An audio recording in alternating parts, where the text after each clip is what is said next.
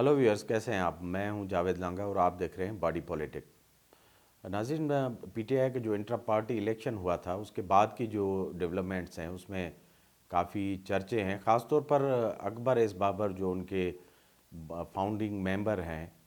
उनका जो दोबारा से जो रोल है पीटीआई की सारी स्टोरी में, सो दोबारा से उन्होंने एक बड़ा रोला डाला हुआ है। पहले वो जो फॉरेन फंडिंग केस था 2014 से, वो जब से नाराज़ थे पार्टी के साथ फाइनेंस के मामलात पर, तो उन्होंने ये केस लेकर वो चले गए थे इलेक्शन कमीशन में, और पीटीआई को और साबिक चेयरमैन पीटीआई इमरान खान को वो रास्ता दिखाकर ही वापस आए। और फाइनली वहाँ से इलेक्शन कमीशन से जो फैसला आया था, वर्डिक्ट आई थी, उसमें ये साबित हुआ कि पीटीआई जो है फॉरेन फंडिंग के सिलसिले में मिस अप्रोप्रिएशन करती रही हैं, और उनको जो फंडिंग मिली है उसका ना प्रॉपरली रिकॉर्ड है, और ऐसी फंडिंग भी शामिल है जो पाकिस्तान के कानून और आइन और इलेक्शन के जो लाज हैं उनसे कंट्राडिक्टरी है। तो एक बड़ी तवील 7-8 साल की उनकी जदोजहद के बाद उनका ये केस जो है वो डिसाइड हुआ था, और इस तरह वो कामयाब हुए। वो बहुत ख़बरों में रहे। अकबर एस बाबर क्या हैं, कहाँ से ताल्लुक़ है उनका, और उनका पॉलिटिकल प्रोफाइल क्या है, और पीटीआई को ज़ाहिर है वो अभी जहर ही लग रहे होंगे किस तरह उनके गले में पड़े हैं, गो के उनके फाउंडिंग मेंबर हैं, लेकिन उन्होंने पीटीआई को छोड़ा नहीं। और अब जब उनके इंट्रा पार्टी इलेक्शन हुए और पीटीआई समझ रही थी, ख़ास तौर पर जो साबिक वज़ीर आज़म इमरान खान समझ रहे थे कि वो आसानी से इलेक्शन कमीशन के अहकामात के तहत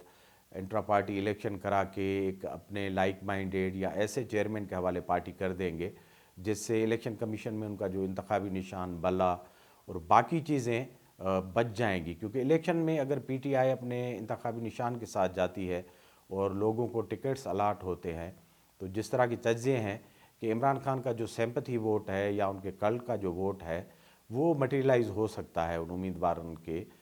हलकों में और उनके सपोर्ट में, और इस तरह पीटीआई जो है एज अ पार्टी रीसरफेस हो सकती है। लेकिन जैसे ही गौहर खान को एक इलेक्शन के ज़रिए, जो जिसको पीटीआई तो कहती है कि वो कानूनी तरीके से हमने कंडक्ट किया था और डेमोक्रेटिक था, हमारे आइन के मुताबिक था, लेकिन अकबर एस बाबर साहब पोस्टर फाड़ के, जैसे कहते हैं फटा पोस्टर और निकला एस अकबर बाबर, तो वो आ गए और उन्होंने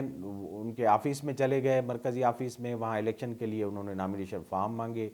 और उसके बाद उनको नहीं दिए गए। तो वापस आ गए, मीडिया से उन्होंने बात की और बाद में कहा कि ये इलेक्शन जो है वो आइन के मुताबिक नहीं है और फ्री और फेयर नहीं है, और उनको एक बानी मेंबर के तौर पर उनमें कंटेस्ट करने का, और बाकी लोग भी आए थे, शायद वो बलूचिस्तान से कुछ लोग लेकर आए थे। हम भी ये भी बताएंगे कि अकबर इस बाबर साहब का मुख्तसरन जो प्रोफाइल है, उनके जो इंटरव्यूज़ छपे हैं या वो खुद मुख्तलिफ औकात में बातें करते रहे हैं, उनके मुताबिक उनका ताल्लुक़ हमारे सूबे बलूचिस्तान से है। तो लिहाजा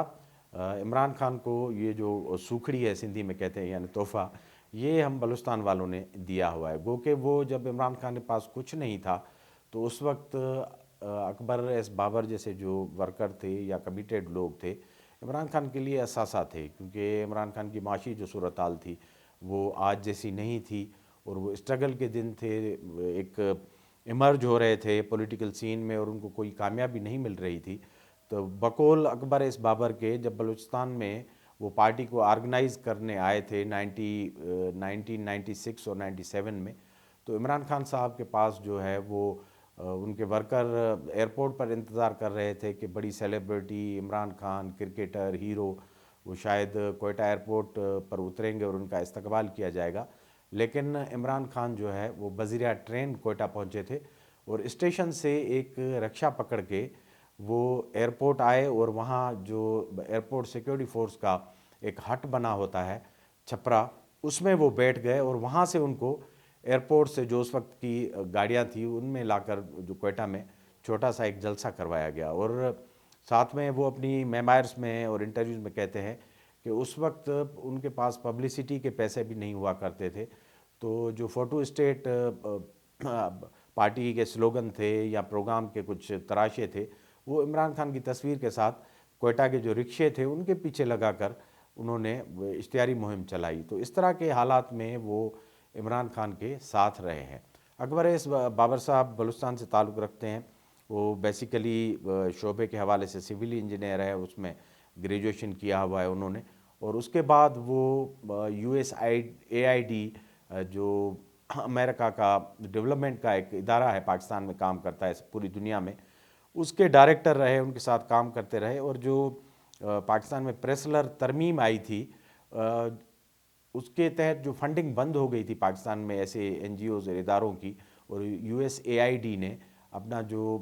کام کا دائرہ محدود کر دیا تھا, تو کوئی 900 سے اوپر جو ملازمین تھے ایسے پروجیکٹ سے نکالے گئے تھے. تو ان کو بھی اس پروجیکٹ سے فارغ کیا گیا تھا, اور بعد میں یہ اسٹرگل کرتے رہے کورٹ میں کیسز, اور کچھ عرصہ انہوں نے UNO میں بھی اس کے بعد کام کیا. تو ان کا انجینئرنگ اور ڈیولپمنٹ سیکٹر سے کام ہے, کنسلٹنسی کرتے رہے ہیں. اور جب سے یہ عمران خان کے ساتھ آئے تو پھر یہ بلوچستان کے صدر بن گئے, PTI کے پہلے صدر, اور بانی ممبران میں تھے کیونکہ PTI پورے ملک میں آرگنائزیشن کر رہی تھی, اور اس وقت ان کا جو انتخاب تھا پڑھے لکھے لوگوں کو پارٹی میں لانا تھا, ایک تبدیلی اور روایتی سیاست کے خلاف جدوجہد کرنی تھی. تو اکبر ایس بابر جیسے جو لوگ تھے ان سے انسپائر ہوئے تھے, اور ان کے جو بھی لیمیٹڈ ریسورسز تھے وہ لے کر عمران خان کے ساتھ وہ چل پڑے تھے. حالانکہ وہ اپنے انٹرویوز میں کہتے ہیں کہ ایون اسلام آباد کا جو مرکزی سیکریٹریٹ تھا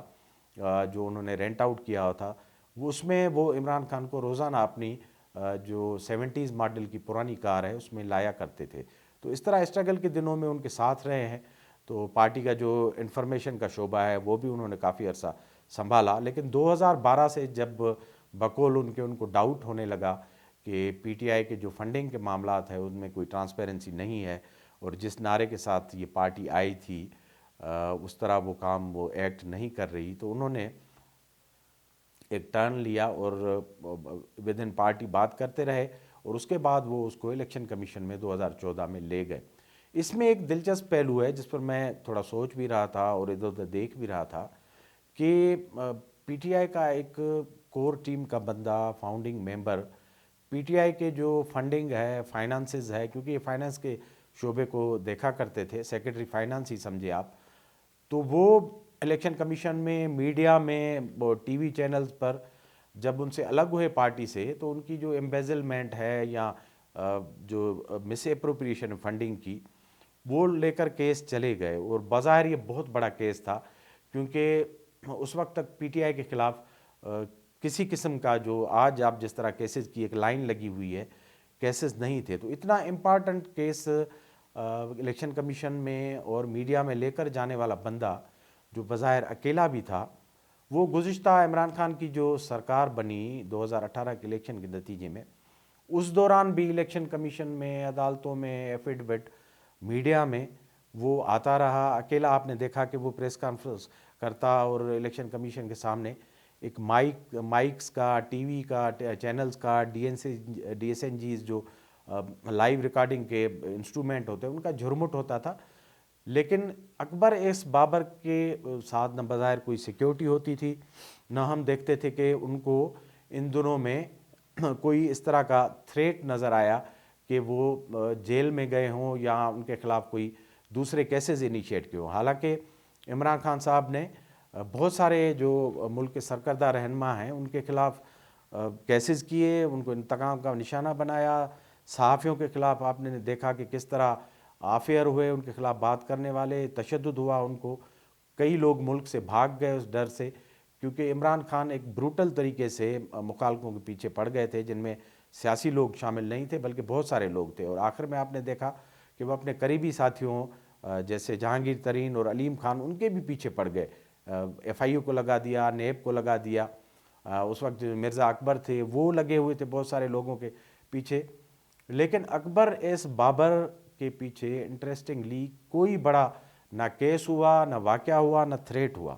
یہ بڑا ایک انٹرسٹنگ پہلو ہے اس چیز کا. اس میں یہاں دو چیزیں, یا تو عمران خان فارن فنڈنگ کو اور اکبر ایس بابر کو